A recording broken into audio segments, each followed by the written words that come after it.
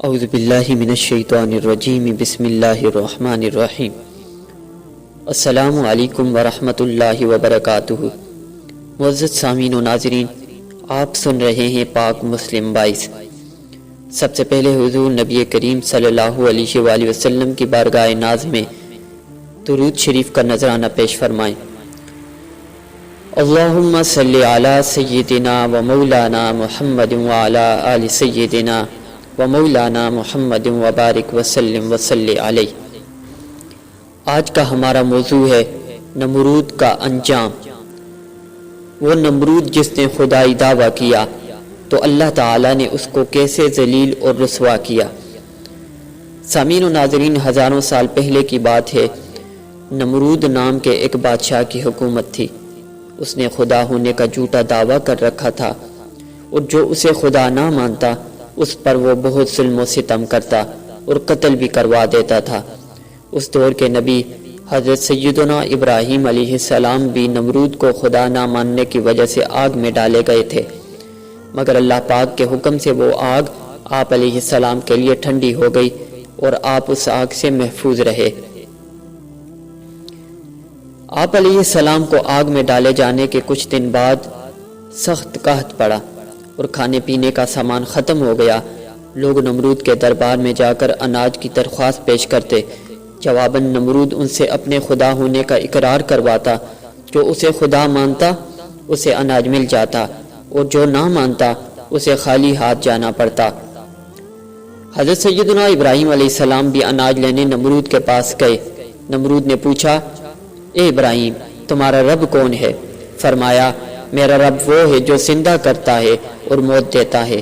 یہ سن کر نمرود بولا، یہ قدرت تو میرے پاس بھی ہے۔ یہ کہہ کر اس نے 2 قیدی بلوائے، ایک کو چھوڑ دیا اور ایک کو قتل کروا دیا۔ آپ علیہ السلام نے نمرود کی کمکلی دیکھ کر فرمایا کہ اے نمرود، میرا رب مشرق سے سورج کو نکالتا ہے، اگر تو رب ہے تو مغرب سے سورج نکال کر دکھا۔ یہ سن کر نمرود حیران ہو گیا اور کوئی جواب نہ دے سکا۔ کچھ دیر بعد اپنی شرمندگی مٹانے کے لیے بولا، میرے پاس اناج نہیں ہے، جاؤ اپنے رب سے جا کر اناج مانگو۔ آپ علیہ السلام نمرود کے دربار سے نکل آئے اور گھر کی طرف چل پڑے۔ راستے میں ریت کا ایک ٹیلا نظر آیا۔ آپ علیہ السلام گھر والوں کو خوش کرنے کے لیے اسی ریت سے ایک تھیلا بھر کر گھر لے آئے اور سو گئے۔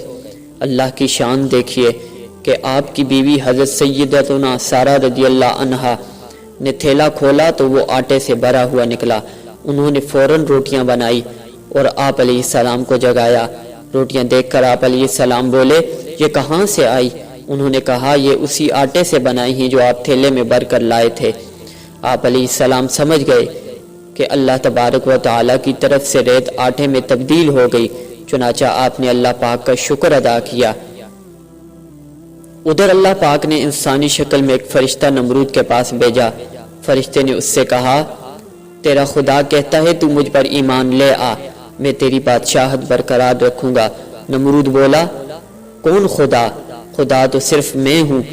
فرشتے نے دوسری مرتبہ اور پھر تیسری بار بھی اپنی بات دہرائی، مگر ہر بات نمرود نے انکار ہی کیا۔ مچھروں کی فوج نمرود کی سرکشی کا نتیجہ بنی۔